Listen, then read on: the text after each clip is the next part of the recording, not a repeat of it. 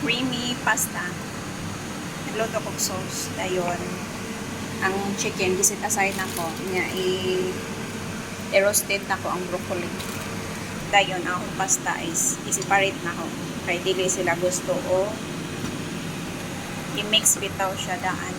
Kaya mag-dry iyang sabaw. Di sila ganag mag-dry ang sabaw. Gusto nila o kanang namitang na ay sabaw-sabaw. Sabaw-sabaw. Kanarang. Yan. Gamay na lang kulangan eh. Ipakuan sa nako siya. Paupod. Ay, pakuanon siya gamay ba? Palapoton gamay. Pero okay naman.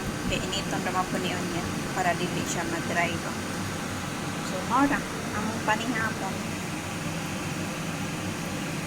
Pasta o sila rin mag-mix na unya. Nya kanya akong i-roastin.